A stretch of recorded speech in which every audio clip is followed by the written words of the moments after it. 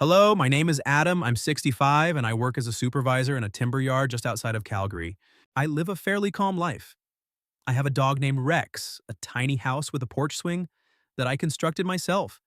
And most nights I sit out there with a cold drink and reflect on how life has turned out. But sometimes my mind wanders back to 1985. Back then I was 25 years old and lived on my parents' farm in Sundown, a little Alberta hamlet where everyone knew everyone. It was the type of town where the grocery store clerk also coached Little League, and Friday nights meant either a local football game or sitting on a truck's tailgate watching the stars. Our farm wasn't large, but it was sufficient. We mostly raised dairy cows, which were my father's pride and joy. He had spent his entire life building it up one fence post at a time.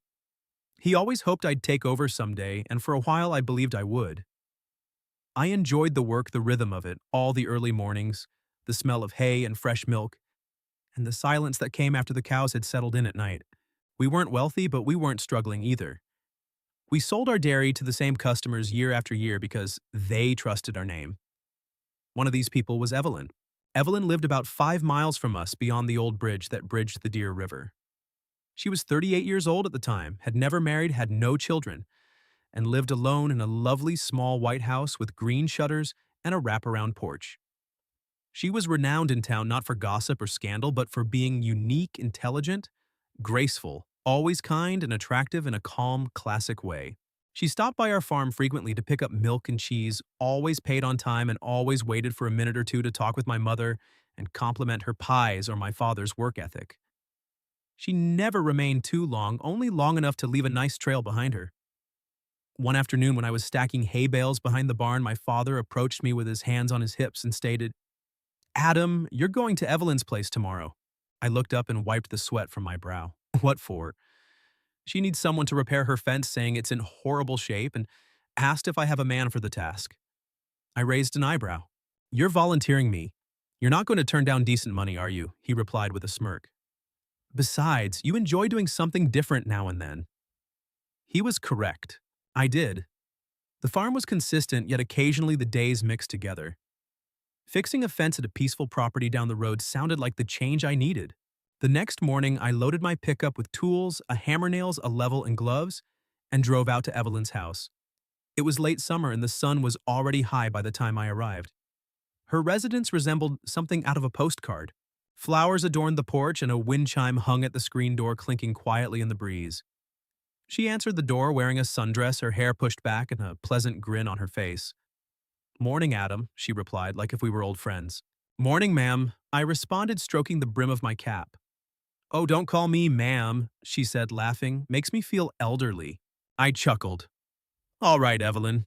She led me around the side of the house to the fence. It was really in bad shape. Some boards have been cleaned through and a couple poles are leaning at weird angles. "I'll fix it," I answered, kneeling down to inspect the base. "I trust you," she said. "Let me know if you require anything." She left me to work and I got started, measuring, prying out old boards and hammering in new ones. Sweat streamed down my back, dust adhered to my arms, and the sun remained relentless. But I enjoyed it. There was something calming about being out there just myself and the wood making things right. After about an hour, she gave me a tall glass of lemonade with ice. "I felt you could use this," she added, placing it on a small table she had put outdoors. I nodded in gratitude. "Thank you, the heat is killing." She sat on the porch for a few minutes, sipping her own glass while watching me work. I laughed. "You're good with your hands. You should see me try to make biscuits, that's another story." She smiled again, the kind of smile that doesn't require effort. She then stood up, dusted off her clothing, and went inside. The rest of the day passed in a peaceful pattern of cutting, hammering, and checking my angles. By late afternoon, I had completed roughly half of the task. The sun began to set low, sending a golden light across her lawn as cicadas swarmed in the trees. That's when I saw the screen door creaking again. She stepped out barefoot with a platter of cookies this time. "You've worked hard all day and feel like you deserve these." I thanked her and leaned against a post to wipe my hands. She gave me one and sat on the step beside. We talked again this time for longer, about her home, about my family.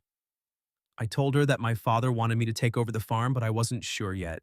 She told me that she had always wanted to go to a big city and try something new, but she never did. She said the town kept her grounded, but also made her feel stuck. There was a moment of stillness. Then she looked up at me quietly, asking, "Do you have a boyfriend, Adam?" I blinked, taken off guard. "No," I replied honestly. "I'm not really looking to be honest. I've been quite busy with the farm, which leaves little time." She nodded slowly. "I understand that." Then she took a look toward the horizon. "Doesn't it become lonely out here sometimes?" I didn't respond straight away because the answer was yes. She went on to say that there was no one to talk to, no one to enjoy supper with, and no one to sit on the porch and relax. I gazed at her intently. She wasn't only attractive, she was alone like me, but powerful and warm. Then she smiled slightly and asked, "Do you want to come over for dinner tonight?" And then something changed. I paused, but only for a second. "Yes," I said. "Yes, I would enjoy that." I spent the rest of the afternoon trying to concentrate on the fence, but my thoughts kept wandering. Evelyn's invitation took me off guard. It was neither flirty nor dramatic. It was sweet and innocent, like a neighbor simply asking for companionship. But there was something lonely in her eyes when she said that, and it made me feel noticed in unexpected ways. I arrived home around 6 o'clock, still covered in dust and sweat. My mother took one glance at me and said, "Do not sit on the couch like that." I laughed, swore not to do it again, and went directly to the shower. The water felt good, cold, and grounding. And as I wiped the dirt from my arms, I kept thinking about how Evelyn looked at me. After I had cleaned up, I changed into jeans and a clean button-down. Nothing fancy. I didn't want it to look like I was going on a date because I didn't think so, but I also didn't want to appear as if I had just wrestled a cow. When I pulled into her driveway, the sky had already turned orange. Her house shone in the bright late summer sunlight. The front porch light was turned on, and the wind chime played the same calm music I had heard earlier that morning. She opened the door before I could knock. She grinned just on time. "Come in." The place smelled of roasted chicken and herbs, something cozy and warm. She brought me to the kitchen where the table had already been set. 2 plates, cloth napkins, a bottle of wine, and a small vase of fresh wildflowers. I didn't expect such a feast, I admitted, taking it all in. "Well, I don't cook like this for just anyone," she said. And for a while I wasn't sure if she was joking. Perhaps she was, maybe not. We sat down and the talk flowed effortlessly. She inquired about the farm, what it was like growing up with cattle routines and early mornings. I told her that I liked it most days, but that there were times when I felt stuck, as if the world was moving on, but I was still standing still. She nodded slowly and stated, "That's exactly how I've felt for the last 10 years. After dinner, she suggested that we sit in the living room. We each had a glass of wine and she turned on a movie. I believe it happened sometime in the past. One of those slow, romantic songs from the late 1970s. But honestly, I don't recall much of the plot. We were not really paying attention. Instead, we spoke about everything. She told me about her life, how she grew up in the same house and inherited it after her parents died. She had once applied to a design school in Toronto, but was too terrified to go. She said she regretted it at times, but didn't want to admit it until now. I told her how I used to want to be a pilot, but had never gotten near a plane. Life had a way of leading you down routes you never considered until years later. I looked over and noticed she had tucked her legs up on the couch, sitting sideways and facing me. Her hair was a little tangled, as if she had been toying with it without realizing. Her eyes were not just nice, they were interested and profound. "May I ask you something?" She spoke quietly, "Sure." "Do you ever feel like you're supposed to be somewhere else, but you missed the turn?" I breathed, gently, saying, "Every damn day." She smiled at that, but not a pleased smile, more of a resigned one. She gazed down at her glass of wine, carefully swirling it, and then back at me. "Thank you for coming tonight. I did not want to dine alone again. I wanted to respond with something important. But the reality is, I didn't have anything wise to say. So I simply nodded and said, 'Thank you for having me.' It was becoming late. I stood to leave. She led me to the door and offered me a little Tupperware with leftovers. 'You've got a long day tomorrow, so take some with you.' I took the container in one hand, glanced at her, and said, 'You didn't have to prepare this much food for me.' She tilted her head. 'I understand. I wanted to.' There was a pause that felt heavier than it should. Then she moved forward and gently touched my arm. Not romantic or flirtatious, simply human and present. 'Good night, Adam. Good night, Evelyn.' I strolled to my pickup, the gravel crackling beneath my boots. I sat behind the wheel for a minute, watching the porch light glow behind me. I had no idea what was going between us. I had no idea what was going on, but something inside of me had moved. It wasn't about love not yet and maybe never. It was about something simpler connection. And after so many months of routine silence and feeling invisible, that alone meant more than I anticipated. I drove home with the windows down, the cool night air on my skin, and when I returned to the farm, I didn't feel exhausted. I just stood out back for a while, gazing at the stars and pondering. The following few days passed as they always did. Morning began before the sun. Cows needed to be milked, stalls cleaned, and tools sharpened. But something about me had changed. It was neither loud nor dramatic. It was subtle and almost invisible. I recently started looking forward to the evenings more than usual. Evelyn did not call. I did not expect her to. However, on the third day after our supper, I finished my work early and found myself driving past her house on the way to town for supplies. I told myself I was only taking the scenic road, but I knew better. Her porch was vacant. The wind chimes continued to sing their slow tune. I did not stop. I just continued driving. However, it remained in my head all the way to the hardware shop. That night at 7, as I was about to sit down with a dish of my mother's roast, the phone rang. It was Evelyn. "Hey," she said with some hesitancy in her voice. "I hope I am not disrupting dinner." I informed her she wasn't. "I just wanted to thank you again. The other night meant far more to me than I think I let on." I said that it meant a lot to me as well. Then she remarked, "Would it be strange if I invited you over again just to talk?" And I did. We didn't have dinner that night. We sat on her patio sharing 2 bottles of beer and a bowl of salty peanuts. The sun set behind the hills as we talked about the town, the people, and the slow passage of time that surrounded a location like ours. She opened up further that night, revealing that she had been proposed to by a man named Mark while she was in her late 20s. She nearly said yes, but her instinct warned her not to. She stayed. He departed. "I guess I was terrified of losing who I was," she continued, "but I wasn't sure who I was either. I wasn't sure what to say, so I just said the truth. I understand that. That became our thing. These calm nights, some with food, some without. Sometimes we watched movies, and sometimes we just sat." As I discovered more about her, I realized how much she had buried throughout the years. She dreams of opening her own design studio and living somewhere where the noise is persistent and anonymous. She said she enjoyed the stillness here, but it could become something else, something heavy. I told her I understood not because I lived in a metropolis, but because I knew what it was like to carry something that felt too huge for your own body. One Friday night, she baked lasagna from scratch. The entire house smelled like basil, garlic, and cheese. We laughed at burnt garlic bread and drank too much wine. Between laughing and telling her about my father's preoccupation with exactly aligned fence posts, she reached across the table and touched my hand. It wasn't a huge deal. No fireworks or music, just a warm palm on mine and a glance. The following night, I kissed her.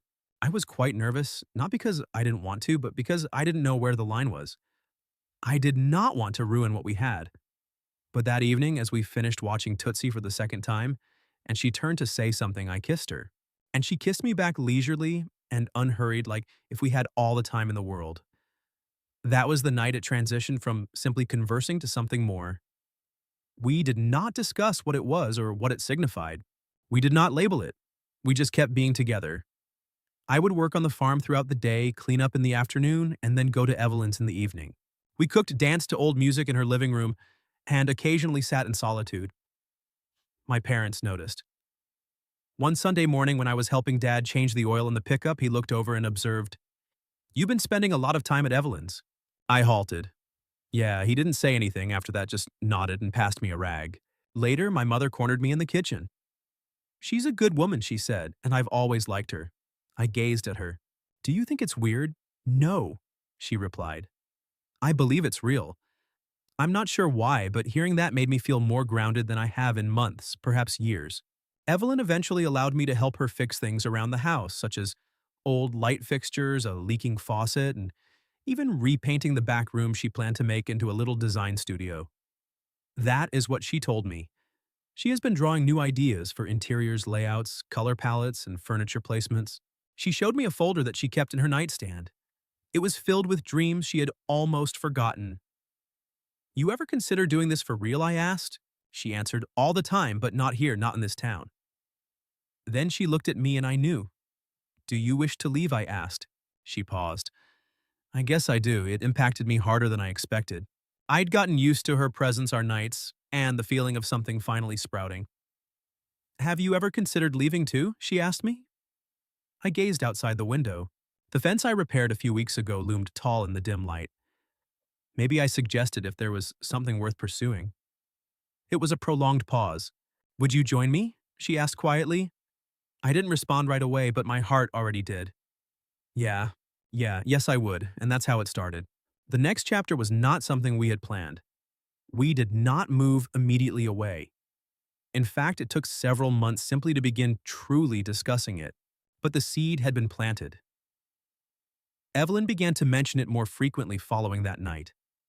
Not under pressure or in a pushy manner, but in that quiet tone she used when something actually mattered to her. I remember one evening in late October. We were standing in her kitchen cleaning up from dinner. The radio played soft jazz in the background, and the wind outside had begun to bring a dry chill that signaled the arrival of winter. She cleaned her hands on a towel, leaned back against the counter, and stated, I saw a small listing in Montreal. It's not particularly large, but it is located near a corner lot with high foot traffic. I believe it would be ideal for a design shop. I leaned on the opposite counter watching her speak. Her eyes lit up as she mentioned it, as if she was already there in her imagination, putting up displays, painting walls, and discussing partnerships with local businesses. Do you believe we can make this work? She asked. I smiled. She shot me a glare. You understand what I mean? So I did. I understood exactly what she meant. By the time Christmas came around, we had a plan. I'd stay behind for another month to help my folks end the season, sell some cattle, and winterize the equipment. She'd travel to the city first, scout the area, arrange a rental, and begin planning. It was difficult informing my parents, not because I expected them to be upset, but because I could see disappointment in my father's eyes no matter how hard he tried to cover it. He'd always expected me to take over the farm, and he didn't try to talk me out of it. You have to live your own life, son, he murmured, standing outside by the barn, hands in his coat pockets. But just know that you're always welcome back. Those words meant more than he probably realized. By mid-January, I had packed my pickup and driven to Montreal. It was the first time I had ever lived someplace other than that small village. The city seemed overwhelming at first. There were too many automobiles, too much noise, and too many individuals who refused to look you in the eyes. But Evelyn made things easier. She got us a modest flat above a bakery in an older section of town. The walls were flimsy, the flooring creaked, and the water pressure varied. But it was ours, and it felt fresh, vibrant, and alive. Evelyn dove into her dream like if she had been waiting her entire life. She worked late into the night sketching ideas, shopping for furnishings on a shoestring budget, and discussing potential partnerships with local businesses. I assisted where I could by lifting, carrying, painting, and repairing. We opened our shop in early March. Evelyn came up with the name Hearth and Home. She specialized in pleasant, low-cost interior redesigns for small apartments and residences. Word spread quickly. Within a few months, she was fully booked. People admired her attention to detail, her kindness, and her ability to make any area feel like it belonged to them. Watching her develop was one of the most rewarding things I'd ever done. I had never felt jealous, not once. I was proud to be her support system. I handled deliveries, ran the books, fixed whatever broke, and did odd jobs around the area for extra money. We weren't rich, but we were creating something real. Or so I thought. Around the 1-year mark, I started noticing little details. She arrived home later, spent more time on the phone, and discussed unfamiliar names, clients, suppliers, and networking events. At first, I didn't think much about it. Success breeds bustle. However, the manner she spoke to me changed. She became less present and engaged. One night, I asked her whether everything was fine. She paused. Yes, she responded, but her gaze was elsewhere, just exhausted. Over the next few weeks, the distance increased. She was pleasant and sweet, but more of a roommate than a partner. We still ate supper together, but our talks were superficial. What she had to do the next day, who called, and which contractor failed. I made dinner one evening in June while she attended an art opening. I waited up for her. She walked in about 10, her heels clicking on the wood floor, and her laughter lingering after her from the hallway. She came to a halt when she noticed me seated in the dark with the untouched dishes on the table. Oh, she said, I hadn't realized. You forgot, I responded gently. She said nothing. We sat silently for a while. Then I finally asked the question I'd been holding back for weeks. Evelyn, do you still want it? She stared at me, not unkindly, but exhausted and a little sad. I don't know, she said. I believe I am now somewhere else, both mentally and emotionally. I did not intend for that to happen. I simply changed. I nodded. I did not want to, but I understood. I saw it coming. I simply didn't want to believe it. I never wanted to hurt you, she added. You didn't, yet it hurts. The next morning, she packed a tiny bag and left to visit with a friend for a few days. She eventually moved into her own place a few blocks away. We did not fight. We did not argue. We simply finished quietly. I stayed in the flat for a while and did odd jobs and wandered. I didn't hate her. I never did. I admired her candor, but I couldn't stay in a place where everything reminded me of what we had accomplished and lost. By the end of the summer, I had packed up again and returned to the farm. I stayed on the farm for approximately 6 months after returning long enough to regain my bearings, repair a few items that had broken down, and remind myself who I was before Evelyn the city and the sort of life I believed I want. The truth is that I was lost. I did not blame her. I never did. She did not lie to me. She never promised indefinitely. For a while, we had something real. However, as she matured into something new, she outgrew me. And I guess deep inside, I realized there was always a chance. I helped her build the life she had always wanted, and then I had to watch her live it without me. The toughest part was not losing her. It was understanding I didn't know what would happen next. I considered staying on the farm for good. My father brought it up again one morning as we were mending the east fence line. You've got good hands, son, he replied, straining toward the horizon. This land is still full with life, could be yours. I looked at him, his aged face, broad shoulders, and the boots he'd been wearing for years. I know, I answered, but I believe that part of me is gone, Dad. He did not argue. He just nodded, handing me the pliers, and we continued working in quiet. It was a quiet life, and for a while it was all I needed. But something in me had changed since the city. I could not describe it. It wasn't about ambition or sorrow, it was a state of restlessness. I'd experienced what it was like to develop something that deviated from the norm. Even if it had stopped, it had altered me. By April, I'd packed up again. My mother cried a little when I informed her. She always assumed I'd settle down nearby, marry a local lady, and establish a family on that property. But she did not attempt to stop me. She kissed my forehead as she would when I was a youngster and said, "Just don't forget where home is." I relocated to Manitoba, to a little town that was similar to my childhood home, yet new enough to seem like a fresh start. I got a job at a lumber yard as a supervisor. It was not flashy, but it kept my hands busy and my mind focused. I rented a modest house on the outskirts of town in a peaceful neighborhood with a large oak in the yard. I erected a swing on the porch and began studying how to cook for one. Some evenings I'd sit outside with a beer and watch the sunset, wondering if she remembered me. For the first year, I waited for a letter, a phone call, or something, but it never arrived. When I looked up her shop online, it had grown.